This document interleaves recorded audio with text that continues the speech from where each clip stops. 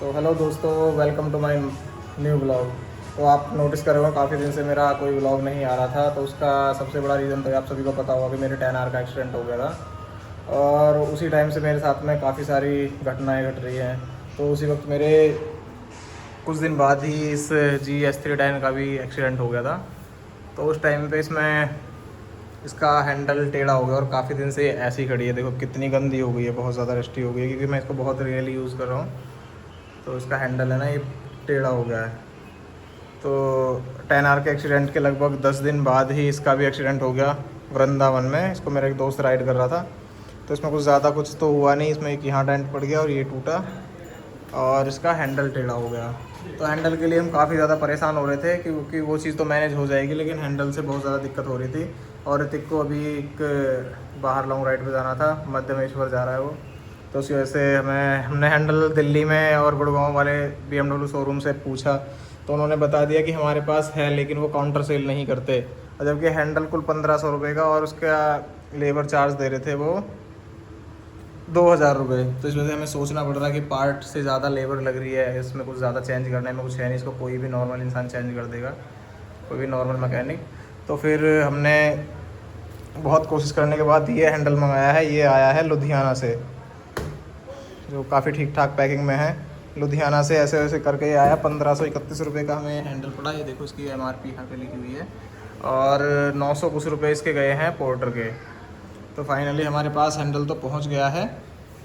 तो अब इसको चेंजिंग करने की प्रोसेसिंग करती है, इसको मैं खुद चेंज करने वाला हूँ।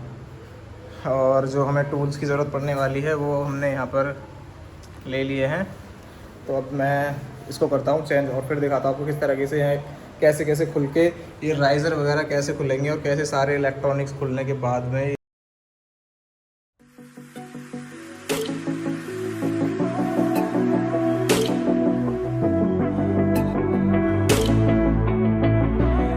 बस स्टेडियम के ठीक सामने उस टाइम पे जस्ट अबाउट टू एंटर।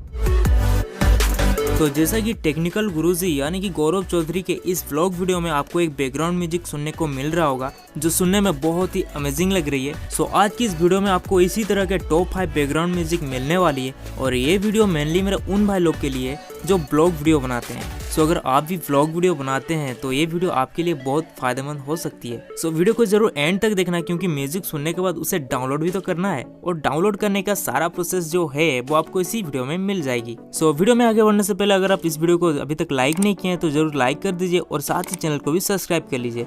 तो चलिए उन म्यूजिक को प्ले करते हैं। बहुत देर मेहनत करने के बाद में हमने इसके सारे इलेक्ट्रॉनिक्स और जो भी आइटम थे इस पे लगे हुए एक्सेसरीज वगैरह हमने सारे अलग कर रख दिए हैं हटा के।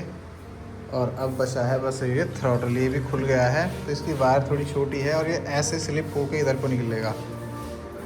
तो पहले हमें ये चारों बोल्ट यहाँ से खोलने होंगे एलंकी के। इसमें 6 mm की एलंकी लगेगी, ये चारों खुल जाएंगे। उसके बाद में हम इस हैंडल को उधर को निकाल लेंगे और ये निकल जाएगा। इसको निकलने के बाद में फिर हम लगाएंगे अपना ये नया वाला हैंडल। देखो ये बिल्कुल एग्जैक्ट सेम इसी की तरह है, लेंथ वगैरह सब कुछ सेम है इसकी। और फिर ये फिट होगा, वैसे ही प्रोसेसिंग रहेगी इसकी। 1 by 1 हम सारी एक्सेसरीज इसमें लगाएंगे।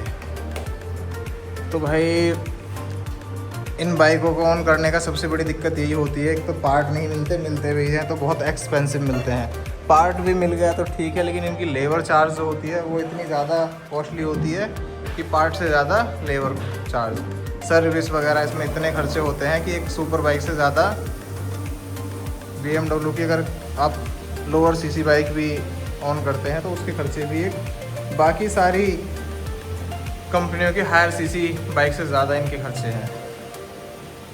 और आपको एक नई चीज़ दिखाता हूँ। देखो मेरी बाइक बाहर खड़ी है, पता नहीं कहाँ खड़ी थी, किसी ने इसके लोगो को निकालने की कोशिश करी है। ये देखो यहाँ पर ये पेचकस के निशान लगे हुए हैं, पेचकस से जिस चीज़ से भी निकालने की कोशिश करिए और ये निकाल के निकला नहीं है तो इसको घुमा दिया। देखो ये टेढ़ा हो रहा है। ये देखो इस पर सारे में लगे हुए हैं। ये यहाँ किसी ने इसमें ऐसे कुछ घुसाया है और इसको निकालने की कोशिश करी गई है। पता नहीं लोग क्या क्या करते हैं। चलो हम इसको हटाते हैं और आपको फिर दिखाते हैं जब दूसरा लगेगा उसको। तो क्या है अलग, ये पुराना है और ये नया है, जिसमें चुंदरी बन रही है पुराना और ये नया। तो मैं आपको दिखाता हूँ कि इसमें कितना डिफरेंस है टेढ़ा होने का। तो देखो इसको दोनों को एक जगह मैं ऐसे मिला रहा हूँ तो एक कहाँ जा रहा है और एक कहाँ। हो गया है। तो मैं चाहता तो मैं इसको क्या ही सारे मैकेनिकों ने बोला था कि हम इसको प्रेस मशीन से सीधा कर देंगे, ये कर देंगे, ऐसे हो जाएगा, वैसे हो जाएगा, गर्म हो गया हो जाएगा। तो लेकिन ये देखो इसकी कंडीशन है ना, यहाँ से बहुत ज़्यादा ख़राब हो गई थी। तो मैं बिल्कुल रिस्क नहीं लेना चाहता था कि कहीं ऐसा ना हो कि सीधा होके टूट जाए या फिर कुछ भी ऐसा हो जाए। तो इस मामले में बिल्कुल रिस्क नहीं है, क्योंकि हैंडल ही तो बाइक में मेन चीज़ है जो हमारे हाथ में है, और अगर वही अचानक से टूट जाएगा तो बहुत दिक्कत हो जाती है। इसलिए हमने नया ही मंगाया है, बेशक थोड़ा लेट आया या कुछ भी आया। चलो अब इसको करते हैं इंस्टॉलेशन का प्रोग्रेस शुरू। अब ये ऐसे करके इसमें इंस्टॉल हो जाएगा। चलो करते हैं इसकी इंस्टॉलेशन शुरू। तो हमने अब कर दी है नए हैंडल की स्टार्टिंग, और ये सबसे पहले हम लगाते हैं इसके ये रेस का ब्लीपर, और इसके बाद लगाते हैं इसके राइजर।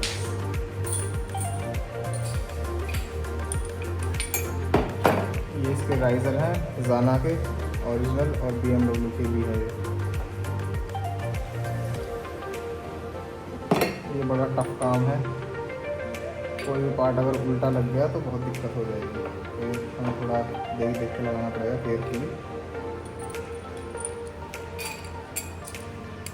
मेरी हेल्प करने के लिए यहाँ कोई भी नहीं है। हम यहाँ पर 2 लोग हैं, एक मैं और दूसरा भी मैं।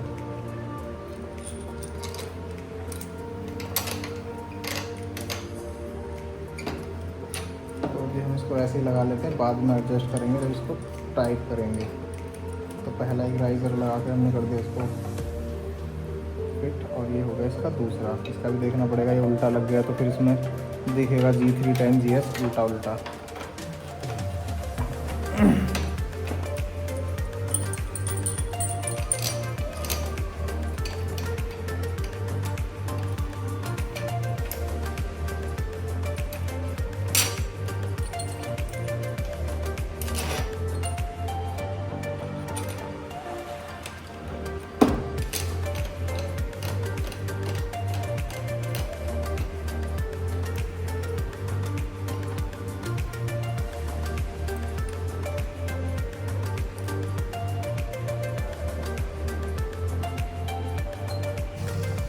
तो गुड मॉर्निंग दोस्तों। रात मेरा हैंडल का काम तो पूरा हो गया था बाइक में, लेकिन वो क्या हुआ कि लाइट जाने की वजह से मैं वीडियो पूरी नहीं कर पाया। कोई फॉल्ट हो गया था लाइट में, तो मैं अपनी वीडियो पूरी नहीं बना पाया था। तो अब ये देखो फाइनल लुक ऐसा आ रहा है हैंडल लगने के बाद में। और मैंने अभी इसमें जेरी कैन भी लगा दी है, और अब मैं इसको वॉश कराने के लिए बाहर आया था। तो मैंने सोचा चलो वीडियो पूरी कर ली जाए।